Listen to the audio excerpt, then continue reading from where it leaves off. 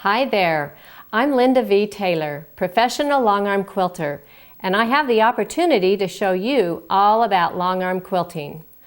I am absolutely passionate about longarm quilting, and I'm excited to share with you some of the longarm techniques I have learned over the years.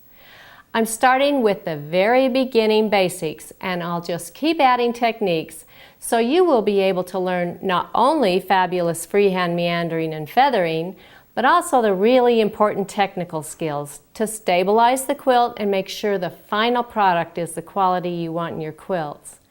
I know you will find lots of tips and tricks that you can use in your quilting, whether you are a wannabe longarm quilter, a beginner, or an experienced longarm quilter. I have taught thousands of students over the years, and I can tell you that you can do this. Many of you may be surprised to find that you have a natural ability to catch on quickly, but I promise with practice and determination, everyone can do this. You are all invited to join me, and I hope it will bring you as much satisfaction and joy as it has me. If I can do it, I know you can do it. Let's do an overall view of what a longarm machine and system is like.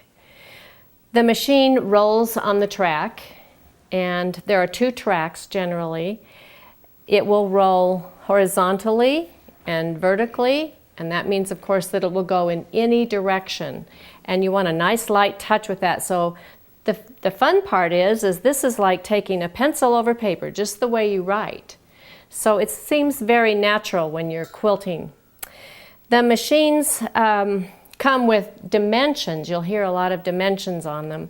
And what that means is there's a long arm, and that doesn't mean you have long arms, although mine might have grown a little bit. The distance in between here, between where it goes across the pickup roller, so that you can quilt more of the quilt at one time. On this machine, it's 30 inches. So I have a lot that I can quilt at one time or get huge patterns that I don't have to break in half. And then you'll also have a measurement of height, and that is how high this is. So as the quilt gets quilted, the roller bar will be right in the middle, so you can do a quilt with really thick batting, and you'll still have plenty of room to do your quilting.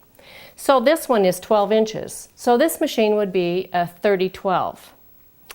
And this is the front of the machine. So I'll be doing all of my freehand work over here. I'll also be doing, using all of my tools over here for stitch in the ditch, and really some fun ideas that we can do with circles and stars, and we'll get very involved into that. And in the back of the machine, on the other side, where the cord comes out, so if you think of that as a tail, it helps me remember that that's the back of the machine. That's where we'll be doing our pantograph quilting, and also be placing some border designs. Another really important part of the longarm quilting system is, of course, the quilting table that the machine rides on. And those tables are very long for the most part. The most common size is a 12-foot.